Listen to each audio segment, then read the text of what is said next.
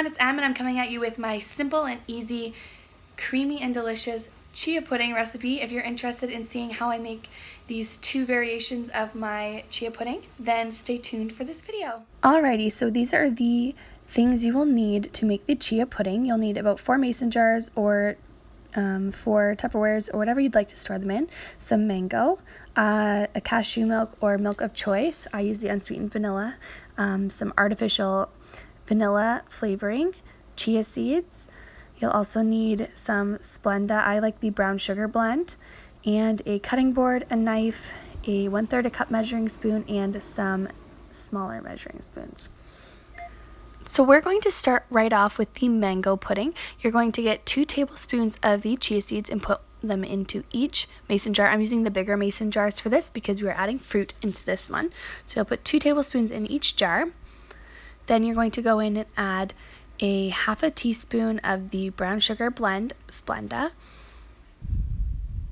This is 0 smart points for that Splenda, and then the chia seeds are 2 points per tablespoon if you are a Weight Watchers point tracker. I'm also going to use a 1/4 teaspoon of the vanilla extract in each one. So I just poured it into one and then did 1/2 of the teaspoon in each. Or I should say 1/2 of the 1/2. And then I have my silk creamy cashew. I'm going to put 2/3 of a cup into each mason jar. The nice thing about this cashew milk is you can have up to about 3/4 of a cup for 0 smart points. So this is 0 points of milk in each one.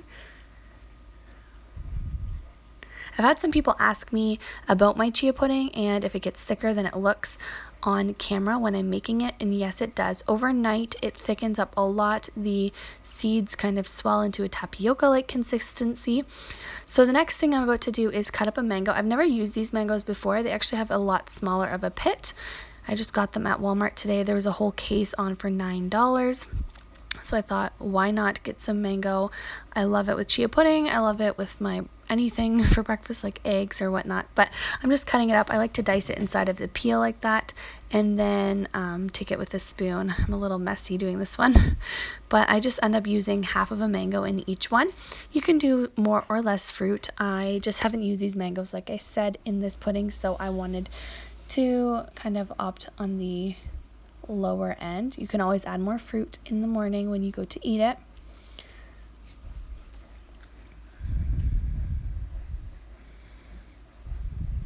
So there I am again, just cutting up the other side.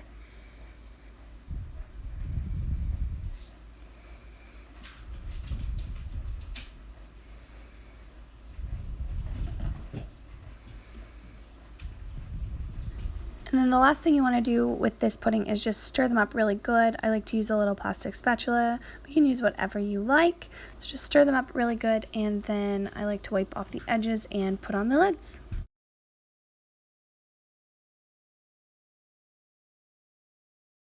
Next up is my classic vanilla chia pudding recipe. This is just so basic and so simple.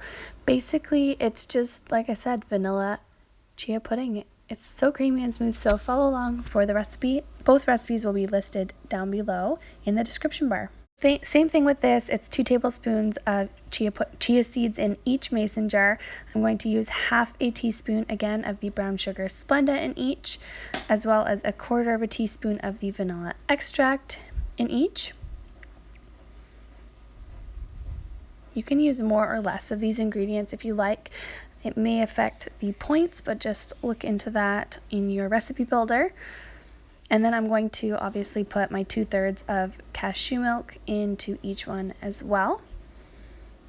I like this size of mason jar. It fits the pudding perfectly, and it looks so cute in the mason jars. You can see it through them, and yeah, something about mason jars with my pudding, I love it. So whisk those up really good as well. And then again, just wipe off the edges and put on the lids. So there you have it, the 2 chia puddings. One is the mango vanilla and the other is just the plain old vanilla.